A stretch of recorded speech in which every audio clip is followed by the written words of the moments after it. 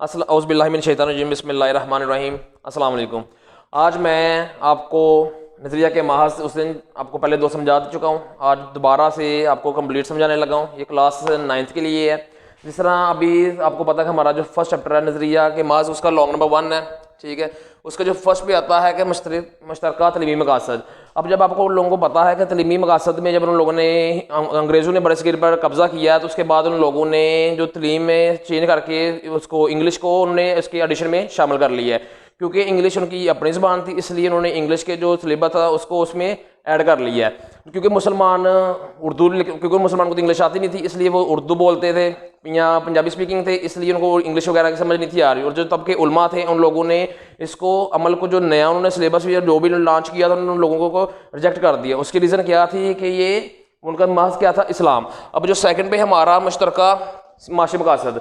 अब जब 1857 की जंग आज़ादी के बाद उन्होंने बड़े स्केल पर कब्जा कर लिया है, तो बड़े स्केल पर कब्जा कर लिए, तो जो हिंदू थे पहले, क्योंकि मुगल सल्तनत की हुकूमत थी, तो उन्होंने पाकिस्तान जो अंग्रेज वो मुसलमान थे, जो हिंदू थे, उन्होंने मुसलमानों का साथ दिया। जब अंग्रेज़ों की हुकूमत आई तो हिंदू लोग अंग्रेज़ों के करीब हो गए और उनको ये यकीन दिलाया कि जो कुछ भी जो जंग आज़ादी हुई है इसके पीछे इनका हाथ है मुसलमानों का, और ये बाद में भी इस तरह के जो हमला वगैरह या जंग वगैरह दोबारा कर सकते हैं। उसके बाद नंबर 3 पे हम आता है मुश्तरका सकाफती मकासद।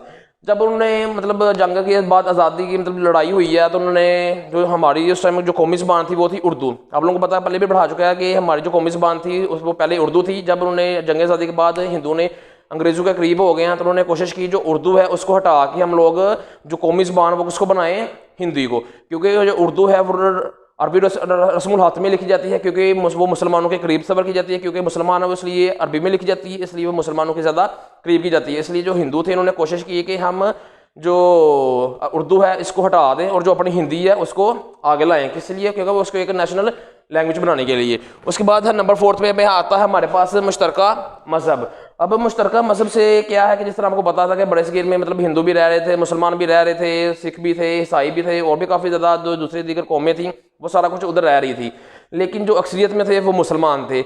इसलिए मतलब इन्होंने एक दूसरे के साथ रहने के बावजूद भी, लेकिन एक दूसरे के साथ मिलजुल के कभी इन दोनों के मतलब हिंदुओं के अंदर दरमियान ये बात नहीं आई कि हम लोग मिलकर एक कौम बना लें।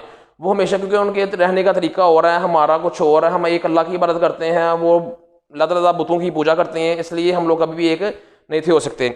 उसके बाद जो हमारा लास्ट पे आता है मुश्तरका सियासी मकासद।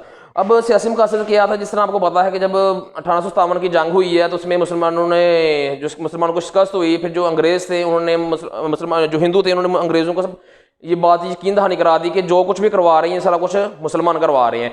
और तब के इतने हालात खराब थे कि मुसलमान कुछ भी नहीं थे, जो भी कुछ सारा कुछ था जो मुसलमान उस टाइम सरकारी मुलाजमत के तौर पर फायज थे, उन्होंने हिंदुओं ने अंग्रेज़ों के साथ मिलके उनको अपनी जगह उनकी जो जॉब थी, उनकी जो सीटें थी उनसे हटा दिया और खुद उन पर बैठ के कब्जा कर लिया।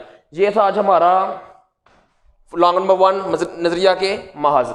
इंशाल्लाह बाकी नेक्स्ट वीडियो में। अल्लाह हाफिज़।